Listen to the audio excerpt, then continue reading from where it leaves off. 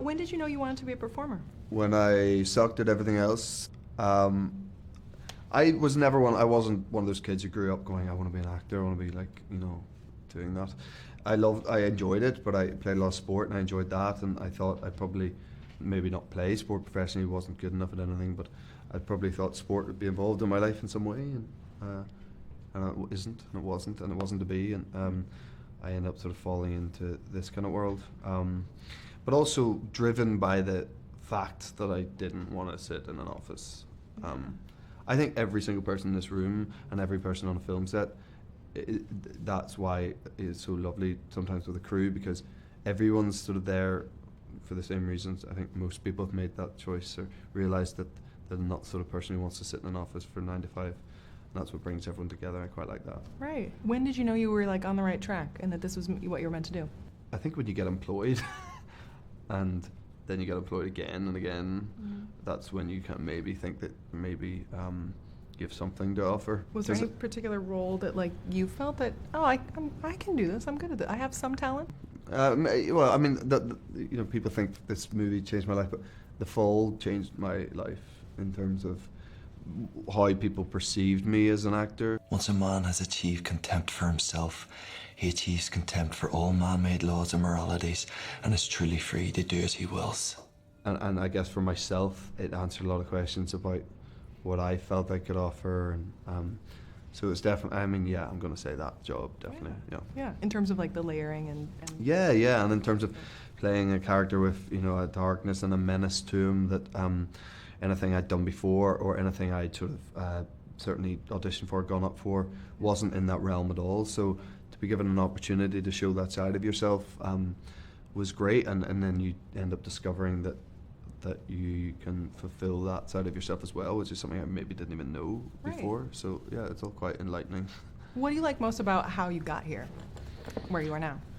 How do you deem success in this industry? I'm not that sure, but there's been a sort of maybe an elevation in where my career's gone, and that happened in my 30s rather than my 20s. And now when I think about the person I was in my 20s, I'm an idiot I was, like every single person in their 20s. I wouldn't have coped with it if there'd been this level of attention and things that have happened in the last 4 or 5 years. I feel that I'm far more equipped to deal with them now in my 30s than I would be in my 20s, and I'm glad that's the way it worked out. Yeah.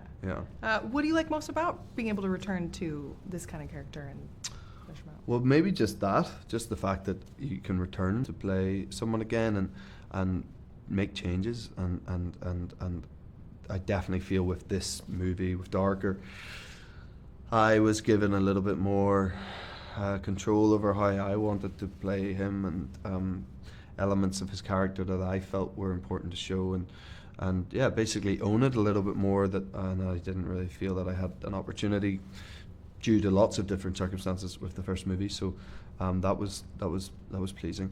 But having done television before and been able to return to a character and keep the growth going is something that I really enjoy, and why I'm desperate to do more television that is well crafted like that, because it's exciting to go back for lots of different reasons. But then equally you get this if you do a trilogy of films or a series of films. Which elements of Christian were you excited to bring out in this film?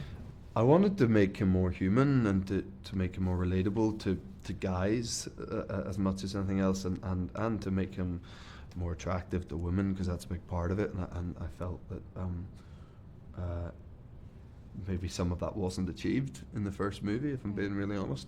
I want to see him smile more and make him someone that is like an actual human being. Yeah, the vulnerability is really nice. It comes across. Yeah, but a lot of that was done for me on the page, I have to say, for the second 2 movies. So, but that's definitely something that I wanted to bring out of him as well.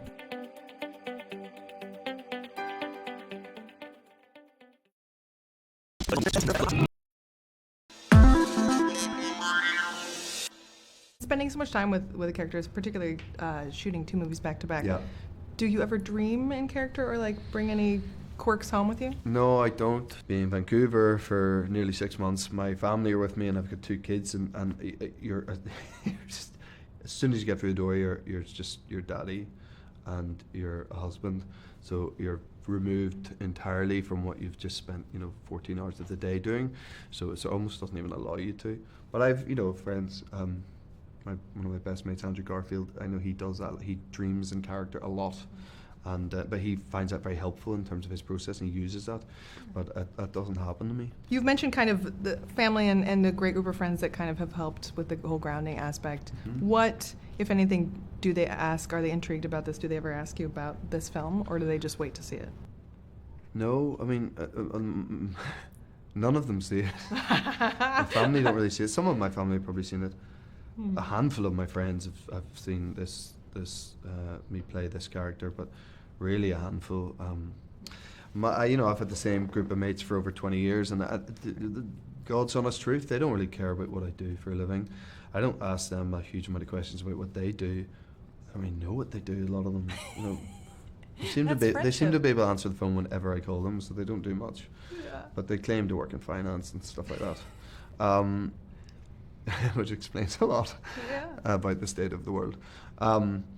But yeah, no, they're not. They don't. I don't think they see me as anything but the guy they grew up with. So yeah, they don't ask too many probing questions. It's kind of cool. It's good. That is it suits me well. That. Right. Yeah. I think you'd said the first time around that your wife was probably not going to see this. I don't know if ever. Is that still stay the course? It's totally her choice, like if she wants to, but I don't imagine why she'd want to see it. I'm not going to tell her what she can and can't do. I'm very un-Christian-like in that way. What do you guys watch together? Well, the lovely thing is now that we get screeners, we get the BAFTA screeners, which is just yourself, like it's the best thing in the world. It's the best thing about being nominated for BAFTA is that you become an Academy member. So leading up to Christmas is when they arrive, so it's amazing. We have quite a good sort of cinema set up in our house for watching. We watch movies, but we're like everyone else, Netflix and Amazon, and we just go for it. We can very easily binge when the kids are asleep on everything. Yeah. Since you do have little girls, have you been pulled into Frozen and the Disney sphere? Oh my God, are you kidding me? I could act the whole bloody thing out for you right now on the spot. I could sing every bloody line of every song. Yeah, Trolls is the one at the moment with our 3-year-old. Out in the car, we just listen to Justin Timberlake and Anna Kendrick sing at us on every family journey we go on at the moment, which is kind of fun and really kind of awful at the same time once it's the 70th time of the week. Right. Yeah. It's good for your adult patience. It kind of is, yeah. Definitely tests it, yeah. In talking about, like, your director mentioned that you and Dakota were really skillful at kind of keeping things light. Was there any particular scene or day when you guys kind of cracked each up more than others, or, like, giggled or snorted or anything like that? Oh, Dakota's a snorter. She does that all the time. You've really got her when she snorts. When she's laughing so much that she starts snorting. Yeah. And then her snorting makes her laugh even more. So then you just gotta bloody let it, just leave her to it, and she just laughs and she's crying, and makeup has to come in and redo that because there's mascara or whatever it is. So we laugh a lot. We had a lot of fun on this job and made each other laugh a lot. And, but that's what work should be like, I think, and especially the more intense the scene is, I think the more we should be laughing. How did you become kind of capable with the toys in the film? I mean, a lot of that stuff I had an advisor in the first movie who sort of taught me through some stuff. I also went and witnessed some stuff firsthand. I find it relatively helpful, but not massively so. And it's very varying in terms of how people approach that world and how it works for them. Some people have a lot more fun with it, and it's much jovial and joyous and fun, and then certain people it's a bit more serious and dark, and I think for Christian it was more that, and that's not what I witnessed with the people that I went to see. Is there anything else you would like people to know about you as far as what you let the public know? I think the less they know about me, the better, I'd imagine. Yeah. Well, good. Cool. Thank you so much, sir. Thank you very much. Thank you.